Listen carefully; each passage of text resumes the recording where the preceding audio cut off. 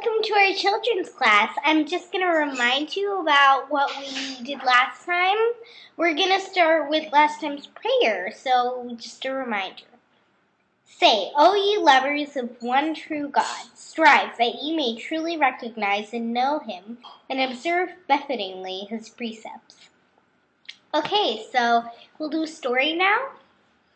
What we were talking about? What was our topic? Yeah, so who we were talking about? We were talking about manifestations of God and the Bab. Yeah, we had the stories about the Bab and Baha'u'llah. Who else? The manifestations of God. Can you give me some examples? Other than the Bab. What we were talking about? No, we just gave examples of some of the manifestations. Muhammad, Jesus. Yeah, these are all manifestations of God. Buddha, Krishna. Mm-hmm. So what did we say about the manifestations of God? We said that... Who are they? They are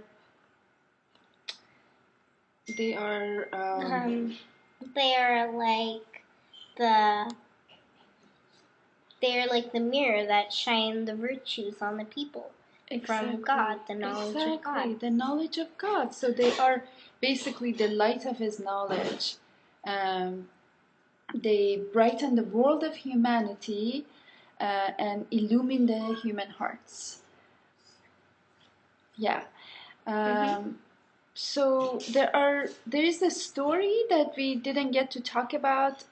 We didn't get to tell the story last time about one of the manifestations of God, the Bab, and how they have this innate knowledge, right? If they are these mirrors and they want to teach us the knowledge of God, so they possess innate knowledge.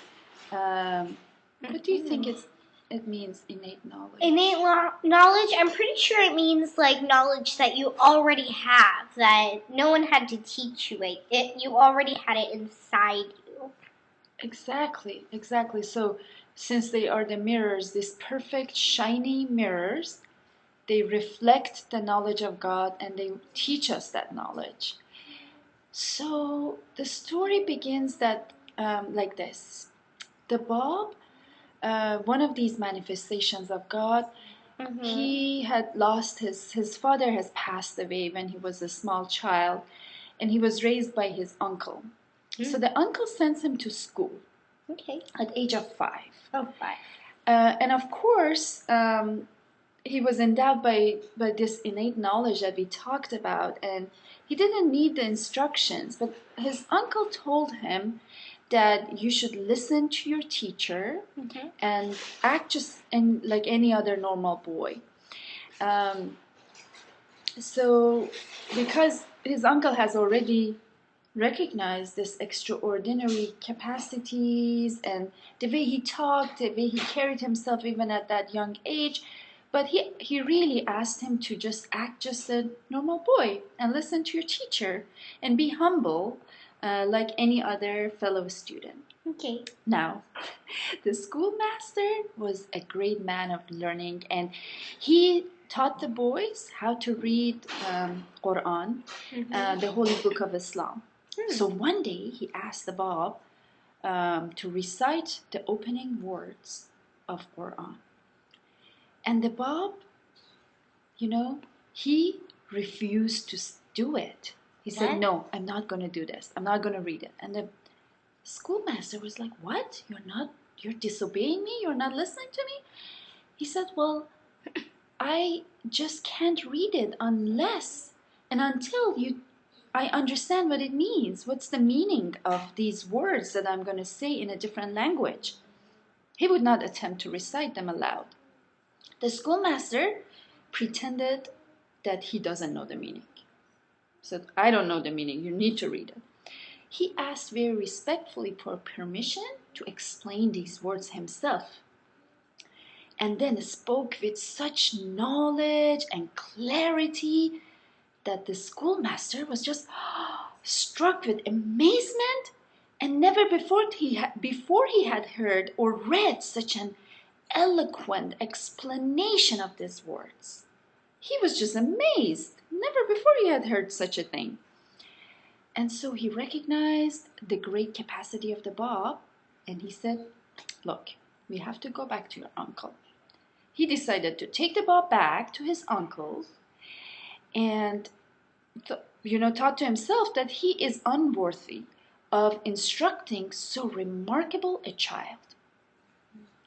He found the uncle in his office. He went to the office and talked to him alone and told the uncle that I have brought him back, this child.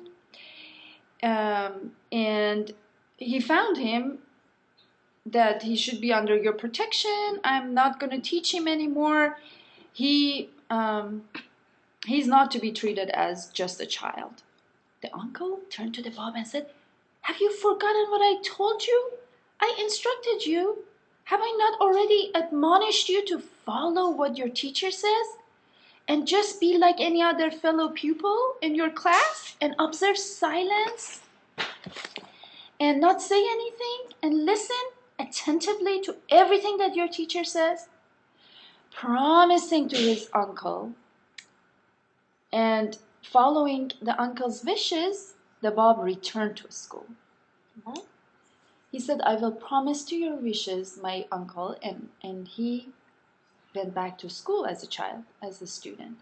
But do you think, Soraya, anything could stop the flow of his innate knowledge? I don't think so.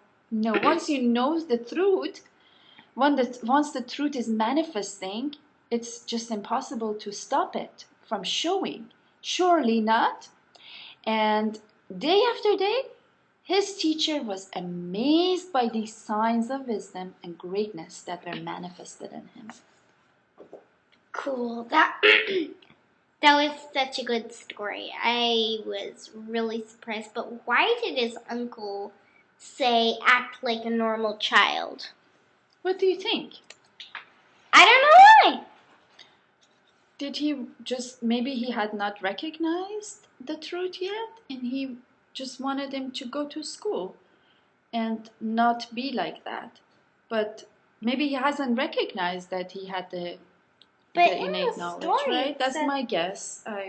In the story, it said that he had recognized it. Oh, I think the teacher had recognized it. The teacher was convinced that he had. Yeah, but if he was going to listen to the teacher, then why did the uncle send him back to school when he was listening to the teacher? Oh, I think the teacher said the Bab promised that he would act normal and he would go back to school. But the teacher knew, and it was just a situation when he knew more than the teacher knew. Whoa. Yeah, because he was, why do you think? Because he was a manifestation of God. Yeah, and like that perfect mirror, he was shining forth the virtue / the light to the people. Yeah, and the knowledge of God.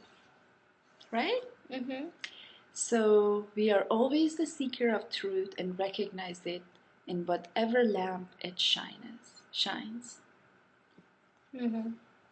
So that was the end of day 4. Whoa. So bye. See you next time.